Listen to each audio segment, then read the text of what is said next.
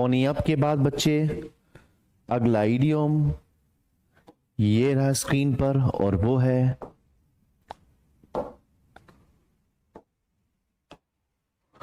A house of cards.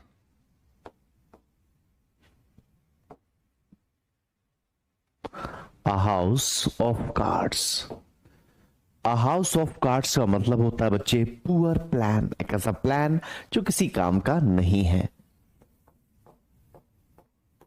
Poor plan. Next, after a house of cards we have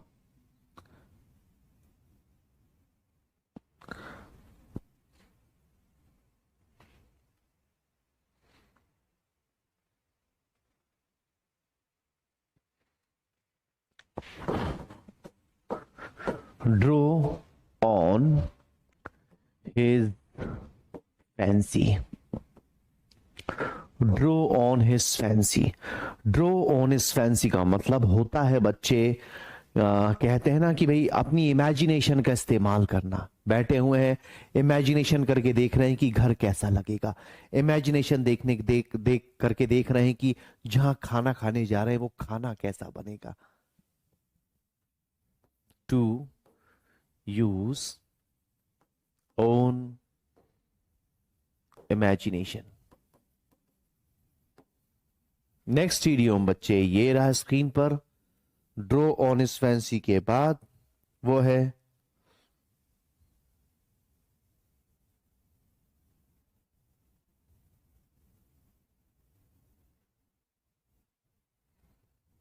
under the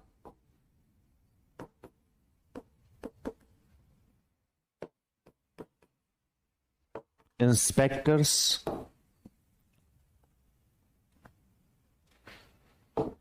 nose.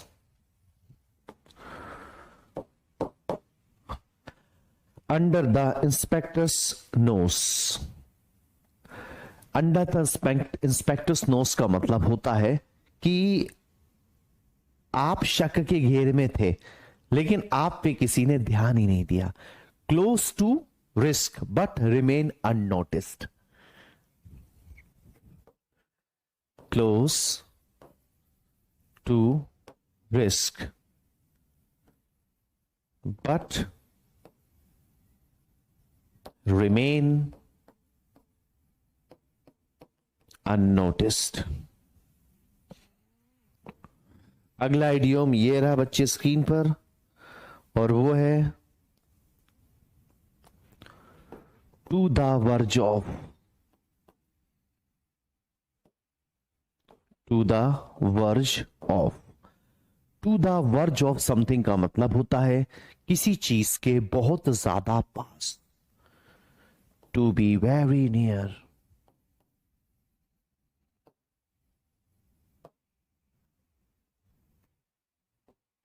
अगला idiom to the verge of के बाद वो है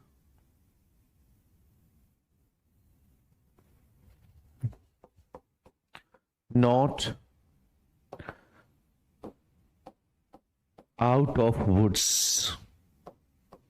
not out of woods यानी अभी भी जंगल में है. जंगल में है मतलब अभी भी मुश्किलों में है, कभी भी फंस सकते हैं. Still at risk. और हमारा लास्ट इडियम ये रहा स्क्रीन पर वो है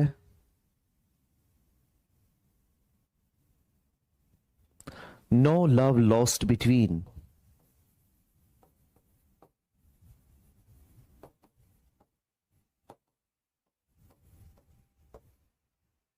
No love lost between. No love lost between का मतलब होता है दोनों के बीच में अब प्यार बचा ही नहीं. दोनों के बीच में टर्म्स अब अच्छे नहीं हैं.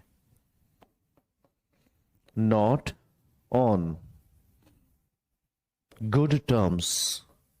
नोट करेंगे बच्चे,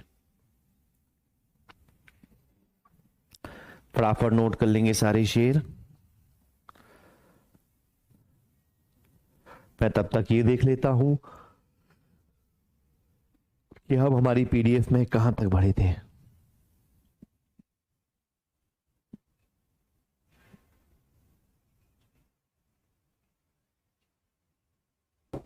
नेक्स्ट हेडिंग डाल देंगे सारे बच्चे।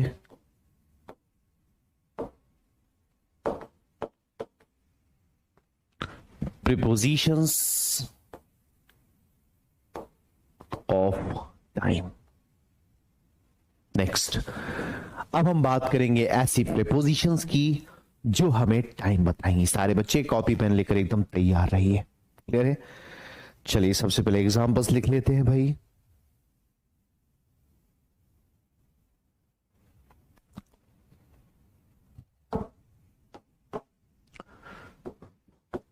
एट, ऑन, ये एट हमें प्लेस बता रहा था, अब ये हमें टाइम बताएगा। ऑन अभी तक काम का नहीं था, अब काम का हो जाएगा। एट, ऑन, सिंस, फॉर, दोनों बहुत काम के हैं। सिंस, फॉर,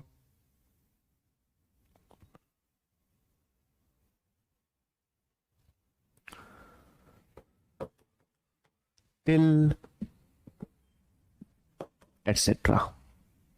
ये सब क्या है बच्चे? ये सारे के सारे हैं प्रीपोजिशंस ऑफ टाइम। एक और चूक गया इसमें, ड्यूरिंग, एटसेट्रा। क्लियर है? तो ये सब क्या है? ये सारे के सारे प्रीपोजिशंस ऑफ टाइम है। जब भी इनका इस्तेमाल हम लोग करते हैं, ये हमें क्या बताते हैं? ये हमें टाइम बताते हैं। चले यहां ध्यान देंगे बच्चे। स्टार लगा देता हूं मैं एट पर, स्टार लगा देता हूं ऑन पर, स्टार लगा देता हूं सिंस पर, स्टार लगा देता हूं फॉर पर और ड्यूरिंग पर। ये पांचों काम के हैं। टिल भी थोड़ा सा पढ़कर हम छोड़ेंगे। चलिए तो सबसे पहले बारी है एट की। एट का यूज बिफोर आवर्स, है ना? घंटों के पहले। जब भी आवर्स की बात होगी मेरे पास बिफोर होगा। जब भी आवर्स की बात होगी मेरे पास भाई बिफोर होगा। कैसे? फॉर एग्जाम्पल,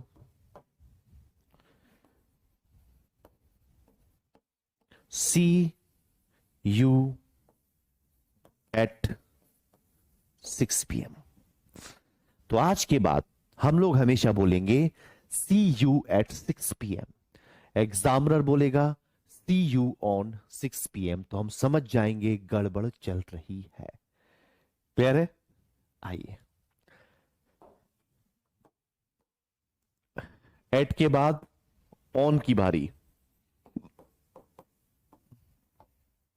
ऑन का यूज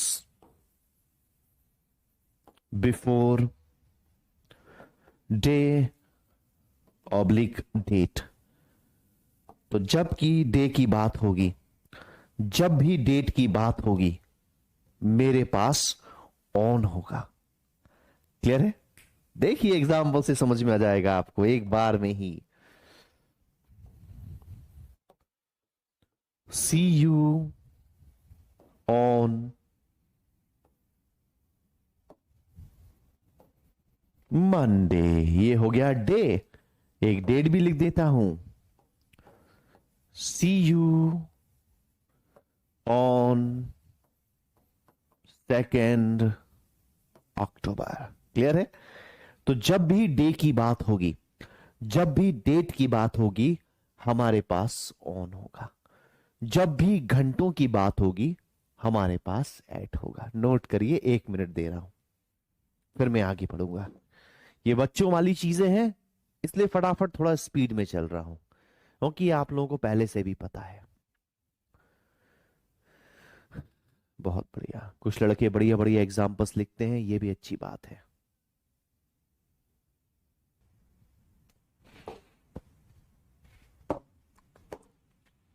नेक्स्ट, सिंस फॉर, दोनों को एक साथ पढ़ेंगे। ठीक है? सिंस और फॉर दोनों को एक साथ पढ़ेंगे। ये सिंस और फॉर ज्यादातर जब हम टेंस पढ़ेंगे, टेंस में फिर दोबारा पढ़ेंगे हम लोग, टेंस में सिंस और फॉर का यूज कहां होता है? टेंस में सिंस और फॉर का use normally perfect continuous sentence में होता है, वहीं पर आते हैं सिंस या फॉर। फिलहाल वो हमारा पॉइंट नहीं है, हमारा पॉइंट यह है कि सिंस और फॉर में फर्क क्या है। सिंस का इस्तेमाल कहां? फॉर पॉइंट ऑफ टाइम, और फॉर का इस्तेमाल for period of time.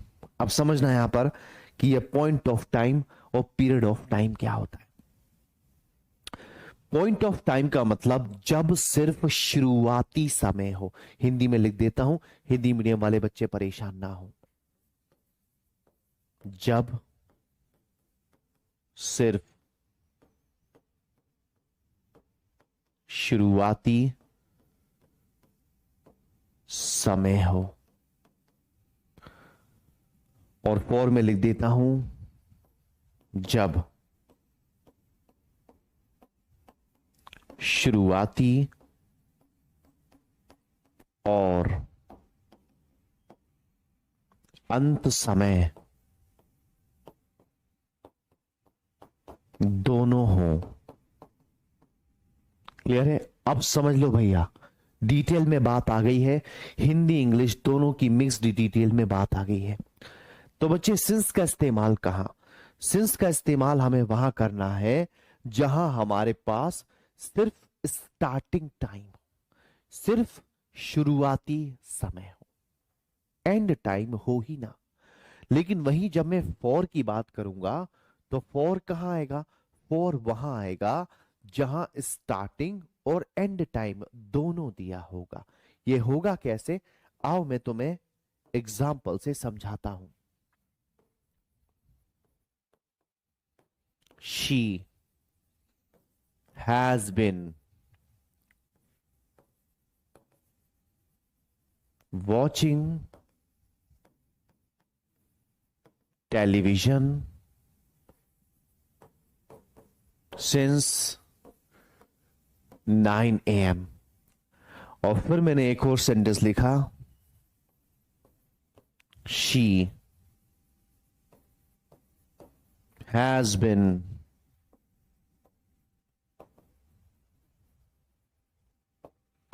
Watching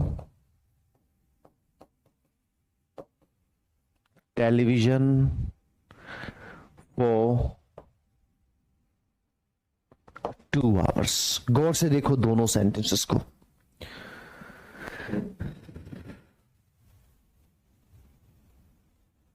ठीक है, देख लो इधर। तो बोला जा रहा है भाई, पहला सेंटेंस कि she has been watching television since 9 AM। 9 बजे से टीवी देख रही है, मुझे नहीं पता कब तक। इतना पता है 9 बजे से देख रही है, मुझे नहीं पता कब खत्म होगी उसकी टीवी देखने की चाहत। इसलिए मैंने सेंस लगाया, क्योंकि मेरे पास यहां पर सिर्फ स्टार्टिंग टाइम है, सिर्फ शुरुआती टाइम है, सिर्फ पॉइंट ऑफ टाइम है। लेकिन वहीं जब मैं नीचे आ जाता हूं तो लिखा हुआ है कि she has been watching television for 2 hours। 2 घंटे से देख रही है। अगर वो 8 बजे से देख रही है तो अल्टीमेटली सेंटेंस बोलते टाइम कितना हो रहा है? 10। 10 बजे से देख रही है तो सेंटेंस बोलते टाइम कितना हो रहा है? 12। 2 बजे से देख रही है तो सेंटेंस बोलते टाइम कितना हो रहा है? 4। अल्टीमेटली पूरा पीरियड है आपके पास, इसलिए यहां पर क्या है बच्चे? 4 आया। आया समझ में?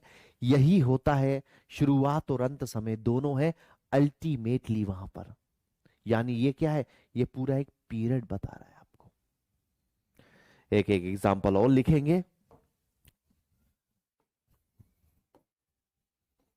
ही has been absent since May. वो मई से एब्सेंट है, मुझे नहीं पता कब तक एब्सेंट है। एक और एग्जांपल यहां पर भी, यू हैव बीन स्लीपिंग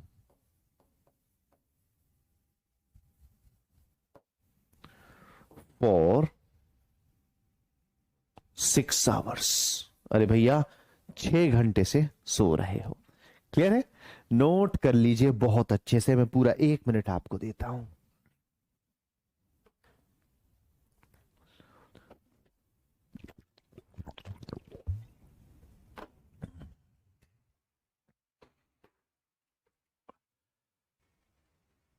चलिए आगे बढ़ जाते हैं भाई। सिंस फॉर के बाद अगली प्रेपोजिशन है जो हमारे पास काम की, वो है ड्यूरिंग। वो कौन सी बच्चे? वो है ड्यूरिंग। ड्यूरिंग भी एक प्रेपोजिशन है। काफी सारे स्टूडेंट तो छोड़ो, टीचर्स को ही नहीं पता कि ड्यूरिंग एक प्रेपोजिशन है। चले, तो ड्यूरिंग किसके लिए? टू शो ड्यूरेशन, ब्रैकेट में समयावधि। ठीक है? जब भी समयावधि बताने की बात होगी तब तब मेरे पास ड्यूरिंग होगा। जब भी समय अवधि बताएंगे तब तब हमारे पास ड्यूरिंग होगा। क्लियर है? आइए देखते हैं कैसे। अच्छा चलो, ये तो सिंपल सी बात हो गई कि जब भी ड्यूरेशन बताने की बात होगी हमारे पास ड्यूरिंग होगा। अब ड्यूरिंग से एक बहुत पुराना सा क्वेश्चन पूछा जाता है जो आज से नहीं, कम से कम 20 से 22 सालों से पूछा जा रहा है। और सिर्फ यही एक क्वेश्चन, इसी तरह का एक क्वेश्चन पूछा जाता है। मैं तुम्हें एग्जाम्पल के फॉर्म में वो दे रहा हूं, तुम मुझे जरा ढूंढ के बताओ इस सेंटेंस में क्या गड़बड़ है। During the period of war.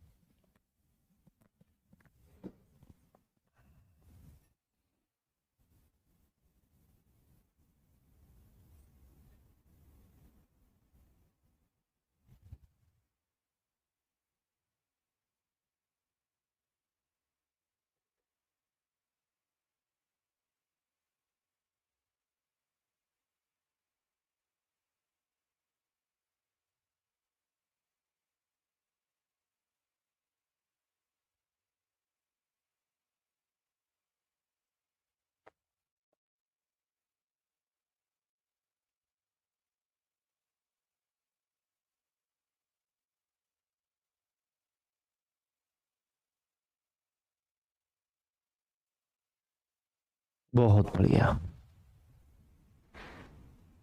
समझ रहे हैं लड़के, लेकिन कम आंसर आ रहे हैं, ऐसा कैसे पॉसिबल है?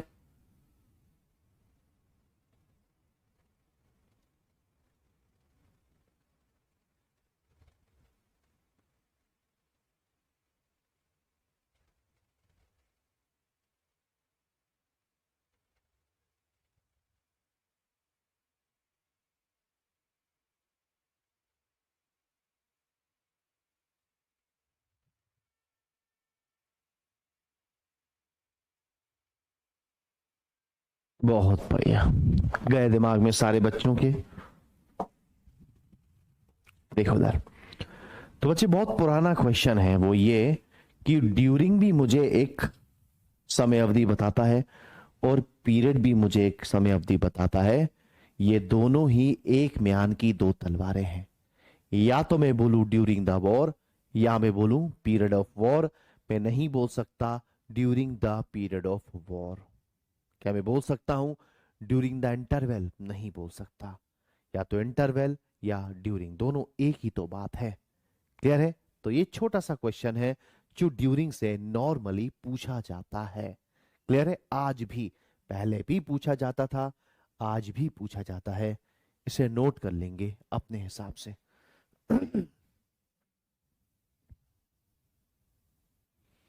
चलिए नेक्स्ट, लिस्ट में एक बच गया टिल।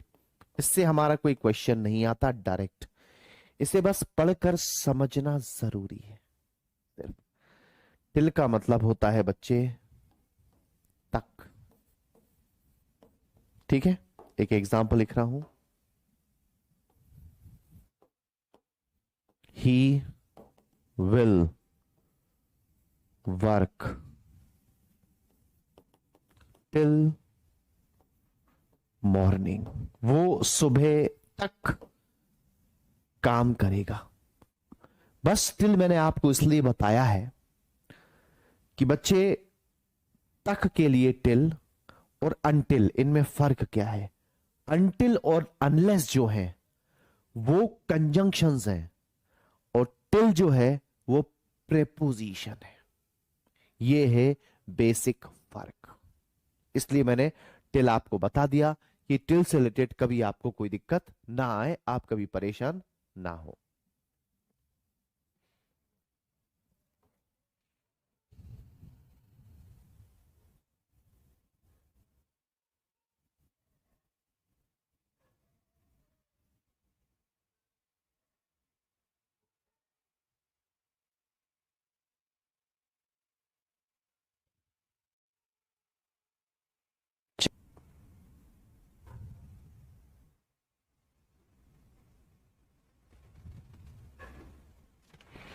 तो यहां पर बच्चे हमने प्रीपोजिशंस ऑफ टाइम फिनिश किया।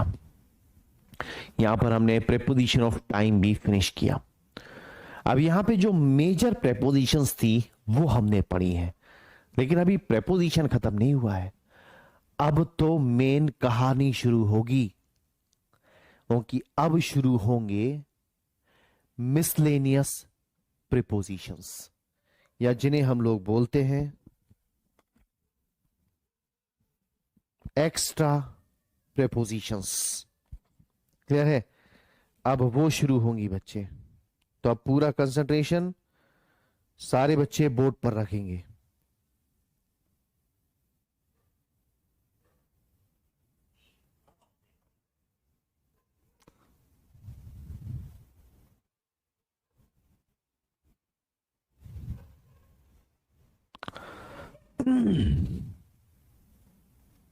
चले,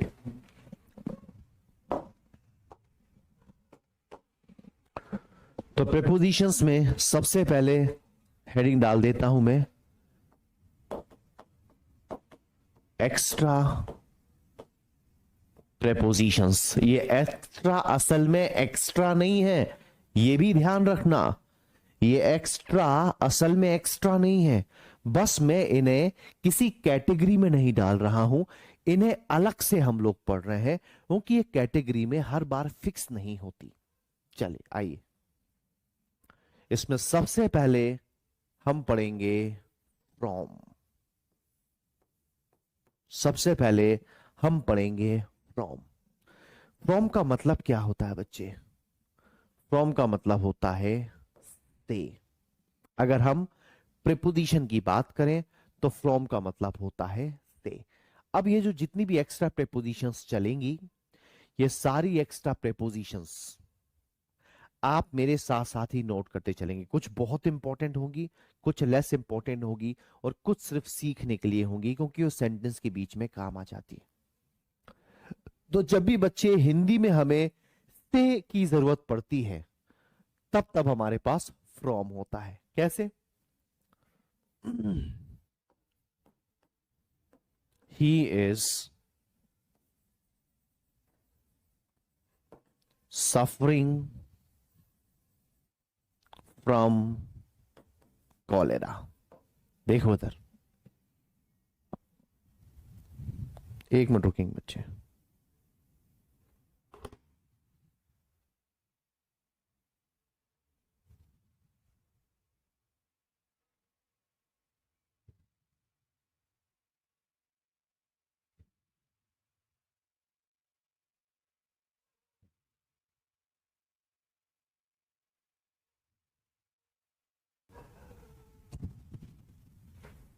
ठीक है, तो मैंने यहां पर एक एग्जांपल लिख लिया कि he is suffering from cholera. यहां पे हो गया हमारा फ्रॉम। अब एक नोट आपको डालना है। नोट है from plus 2 is equal to conjunction of time. मेरा पॉइंट ये है कि जब नॉर्मली फ्रॉम जो है वो एक प्रीपोजिशन है, लेकिन जब हम फ्रॉम के साथ टू कंबाइन कर देते हैं तो वो बन जाता है कंजंक्शन ऑफ टाइम। वो फिर हमें टाइम बताता है। फॉर एग्जाम्पल,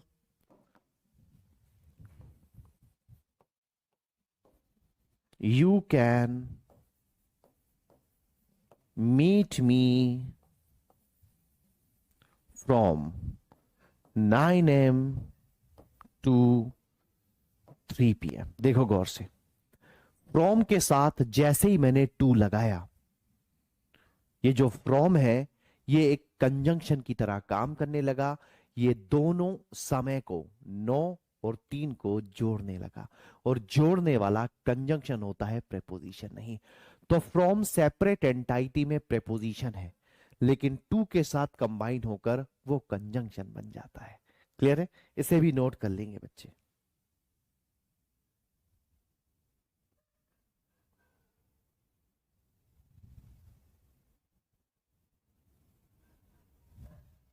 चलिए आगे बढ़ जाए।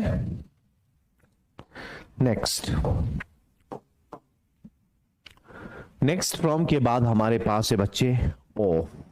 वेरी इंपॉर्टेंट, स्टार लगा देता हूं बच्चे। ऑफ बहुत सादा काम की प्रीपोजिशन है, आपकी सोच से भी ज्यादा।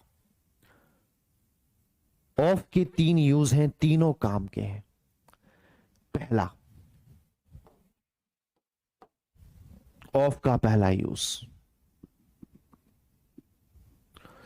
हिंदी में स्रोत, इंग्लिश में ओरिजिन, है ना? तो जब भी कोई चीज किसी चीज से ओरिजिनेट होती है, क्या होती है? ओरिजिनेट होती है, तब हमारे पास ऑफ होता है बच्चे। कैसे? एग्जाम्पल लिखूंगा, समझ में आ जाएगा। The curd is made of milk. दही किससे बना है? दही दूध से बना है। तो मैं बोलूंगा the curd is made of milk. Examiner बोलेगा the curd is made from milk, तो मैं समझ जाऊंगा गड़बड़ है। क्लियर है? अब अगर कॉन्सेप्ट आपको समझ में आ गया है तो मैं आपसे एक क्वेश्चन पूछना चाहता हूं, मुझे इस क्वेश्चन का आंसर दीजिएगा। मिस प्रियंका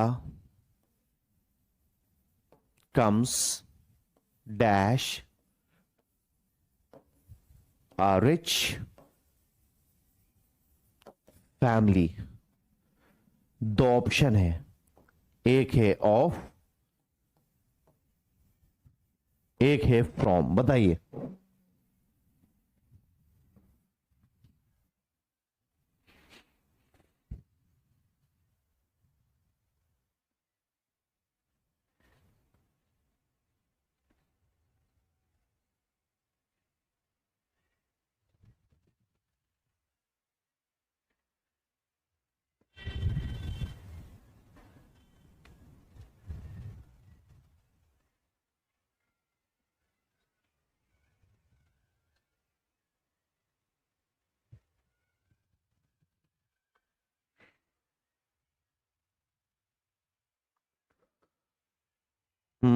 मिक्सअप आंसर्स आ रहे हैं मेरे पास।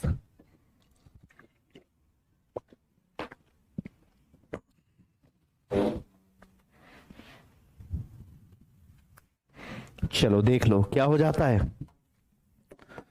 आधे ज्यादा बच्चों ने फ्रॉम दिया है, आधे ज्यादा बच्चों ने ऑफ दिया है, लेकिन जिन बच्चों ने फ्रॉम दिया है वो लगता है मेरी बात को समझे नहीं थे।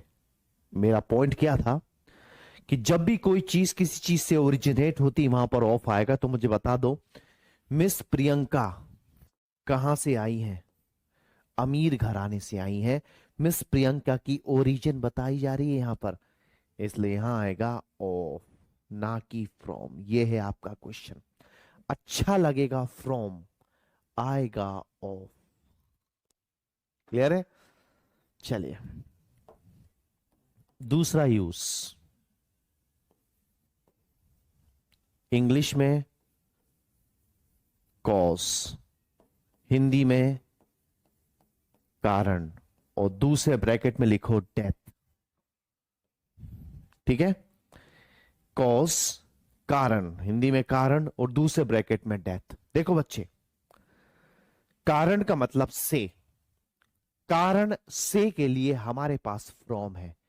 He is suffering from cholera.